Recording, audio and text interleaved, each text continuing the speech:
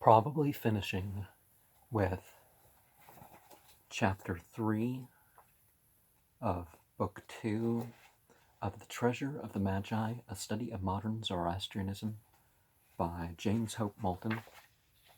And to get the exact title, Ceremonial Life, Fire Temples, and Towers of Silence. For the first 3 days after death, the relatives are repeating prayers for the benefit of the deceased. They are addressed to Zoroastra, under whose care he is. Dr. Modi couples with this the use of the Zoroastra Yasna 57, as an evening prayer. The guardian of the soul in death is naturally thought of as caring for the soul of the living in sleep. The prayers are said at the beginning of the Goths, the 5 religious divisions of the day, which start respectively at dawn, noon, 3 p.m., sunset, and midnight. Probably early afternoon, late afternoon, sunset, and midnight, which is Havan, Avestin, Rapithwin, Uzirina, Iwizruthrem, Ushahin. And by midnight, I guess we can presume the same thing that a Muslim may mean by Isha when they talk about their between dusk and dawn prayer, that they prefer to get done by midnight at the very least. Since this last watch precedes the crucial 4th dawn, when the soul's destiny is to be formally determined, it is then that a special ceremony is performed in honor of Zoroastra, beseeching the Yazad's protection for the dead. The patet is used with reference to him as a confession and a prayer for forgiveness. A special ceremony performed in the 3rd Uzirina Gah of the 3rd day is the occasion of the announcement of the donations to the charitable funds in memory of the deceased. Dr. Modi states that in 5 years, 1884 to 1889, more than 20 lakhs, say 140,000 liras, were announced in this way. If the deceased was an outstanding public benefactor, a proposal is made that his name should be commemorated in the religious ceremonies of the local community, or if his activities have been more extensive in those of the Parsis everywhere, the same assembly is the opportunity of the announcing of the adoption of a son for the deceased. If an adult who has left no son, the adopted son usually is a near relative. The dawn of the 4th day being the time when the soul takes its flight to its permanent abode, there are solemn prayers offered for the mercy upon him in the hour of the judgment at the bridge of the separator. The ceremonies are successively in honor of Mithra's assessors at the bridge, Rashnu and Arshtat of Brahma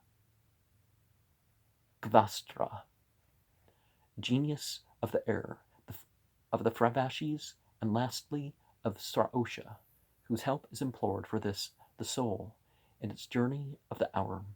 During the rite, in honor of the Fravashis, a new suit of white clothes is laid before the priest, in accordance with the words of the Fravashis in their yasht, calling for the worship by one with clothes in his hand, Zasta Vastravasa. It seems that to correspond to All Souls rituals of the 10 days that close and open the year, when food is offered to the Vivashis, as in a similar use in many other religions, it recalls the unclothed condition of the disembodied soul.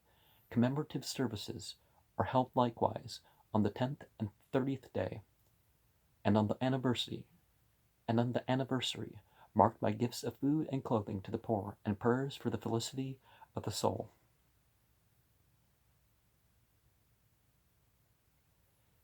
Here, however, we can enter on a field of acute controversy. That prayer can benefit the soul during the first 3 days when judgment is not yet passed is allowed by all, but what about the prayers of a latter date? Reformers insist that they are simply invocations of the Fravashi, who cannot help the living unless properly invoked. The the learned among the Orthodox practically take the same line when they set forth their beliefs in statements addressed to the outsider, but acute Parsi observers declare that this does not represent the mind of the people as a whole. If these rites are merely commemorative, why is so much stress laid on them? Why does a man beggar himself in life to secure more commemoration after death, with no assurance of advantage from it? And why do the impartial British judges, when such a bequest was contested before them, imply by their decision that the money was really left for the masses, for the testator's own soul, and was therefore an invalid legacy according to public policy and the laws governing charitable trusts? Was the High Court really induced to accept a view of these bequests, which only a few illiterates hold? And I mean, who's the court of the law to judge religious sentiment?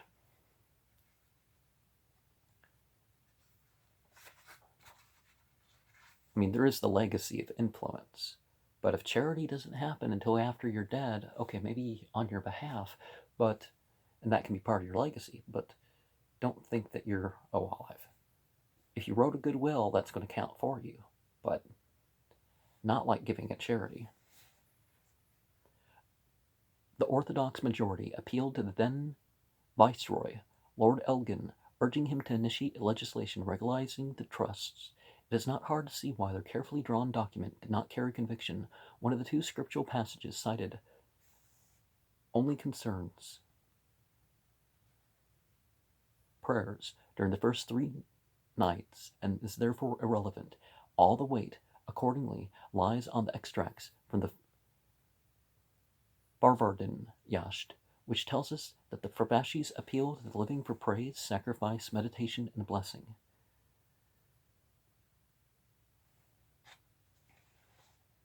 The memorial quote the text thus: "We will receive us with meat and clothes in his hands to be given alms to the poor Masayesnians."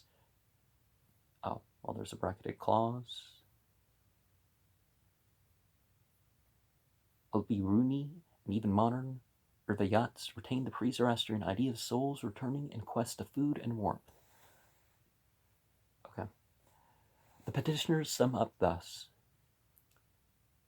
the Bajrojgar ceremonies are meant to preserve a pious remembrance of the dead, to give an expression to the love, affection, and gratitude of the living towards the dead, and their respect and regard for the dead, and thereby to please them and attain for the living the benefit of their good offices and guidance. Zoroastrians firmly believe that the performance of these ceremonies not only pleases the Frohars, or the spirits of the deceased, whose deaths are the occasion of the performance of the ceremonies, but also benefits the whole of the living creation. This, then, is the official Orthodox view. In spite of it, government apparently held that such legislation would have been an innovation only justifiable at the call of a unanimous community. If a case had been proved that the services were commemorative only, and were believed to benefit the living, not the dead, it is hard to see why the prayed relief was not at once granted. The upholders of the trusts got their way in the end. First, they took to leaving their money a peculiar Atesh Behram in Bombay, where the performance of the ceremonies was assured. Then the matter reverted to the courts, and an Orthodox Parsi judge reversed the previous decision. It was a piquant fact that this judge, Sir Dinshaw Dever, pronounced Dower, had been some years, oh, I should have just said Sir Dinshaw Dower, had been some years before, in his private capacity, a stout opponent of the trusts. To the question of prayers for the dead offered after 3 days are past, we shall return. Here is enough to record the disapproval of the official orthodoxy, with a caveat that it appears to be a practice very deeply rooted in the Parsi community. Now, if they were just monotheist and put their trust in, okay, You don't need to list out the legacy. You don't need to list out the supposed thing. Just do a funeral prayer for everybody the same. But they have the same basic thing. But obviously, polytheism tends to take more time, doesn't it?